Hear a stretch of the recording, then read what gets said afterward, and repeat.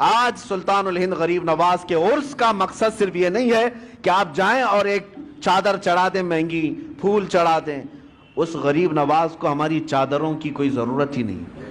اللہ نے جنتی چادر انہیں پہلے سے پہنایا ہوا، وہ جنتی جوڑے میں ملبوس ہیں. ہاں یہ اور بات ہے کہ ہم عظمت شان کے لیے چادر پیش کرتے ہیں، ان کی شان و شوکت ان کی رفعت کے لیے پیش کرتے ہیں، یہ اور بات ہے، میں اس کا منکر نہیں ہوں. لیکن اگر تم یہ سمجھتے ہو کہ چادر پیش کرنے کے بعد ہی میری ذمہ داری ختم ہو گئی، یہ تمہاری خام خیالی ہے.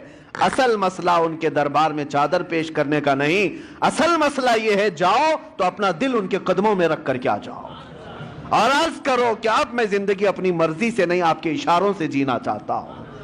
آپ کو پتہ ہے آپ جب سفر سے آ رہے تھے مدینہ طیبہ سے اجمیر، بیچ میں ایک علاقہ آتا ہے سبزوار، یہ آج کے ایران میں ہے، اور وہاں پر آپ کا قیام ہوا ایک باغیچے کے پاس، اور وہ بہت خوبصورت باغیچہ تھا. اس کے اندر ایک حوض تھا.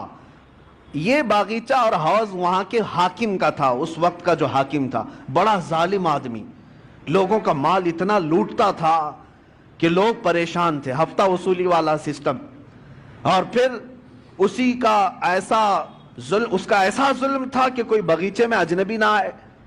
اتفاق ایسا کہ سرکار غریب نواز وہیں پر قیام کیے، اور آپ کی نماز کا وقت آیا تو اس حوض سے آپ وضو کرنے چلے گئے.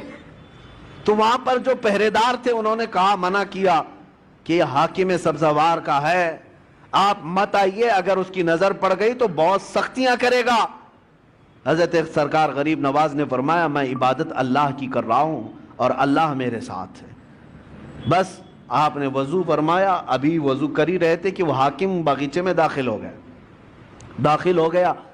جیسی آیا اور چیختا چلاتا کہ ایک اجنبی میرے آرامگاہ میں کیسے آ گیا ہے اور کیسے یہ حوض میں پانی لے کر کے استعمال کر رہا ہے. سرکار غریب نواز نے اس کی طرف کوئی توجہ نہ فرمائی، کوئی توجہ نہیں.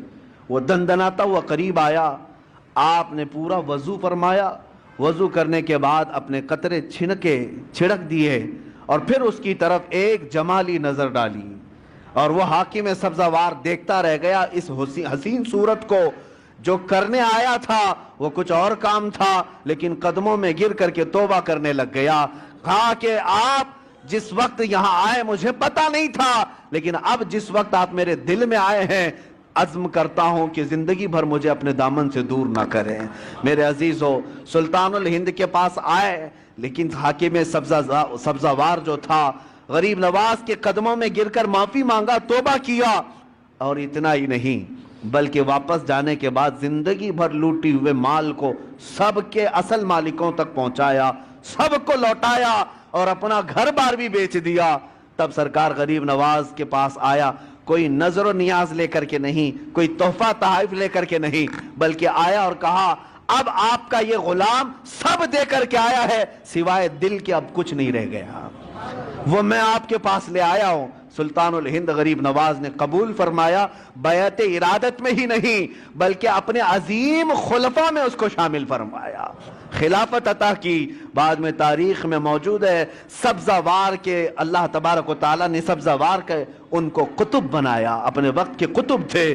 کہاں ظلم و ستم کی داستان رکھنے والا، کہاں قدموں میں آ کر کے دل دینے والا اللہ کی ولایت حاصل کر جاتا ہے. میں یہی عرض کرنا چاہتا ہوں، تم تحفے تحائف اپنی جگہ پر جاؤ، اپنا دل قدموں میں رکھ کر کے آؤ، عرض کرو کہ سرکار مجھے اپنے ساتھ لے لیں، آپ ایک اشارہ فرمائیں میرے دل کی اصلاح ہو جائے. پھر اگر غریب نواز قبول فرما لیں، یقیناً زندگی کی کایا ہی پلٹ جائے گی، ایک نیا انقلاب دیکھنے کو ملے گا. اللہ کریم اس آستانے کو سدا سلامت رکھے. اجمیر معلیٰ کے فیوز و برکات اللہ تعالی ہماری نسلوں کو صبح قیامت تک عطا فرمائے.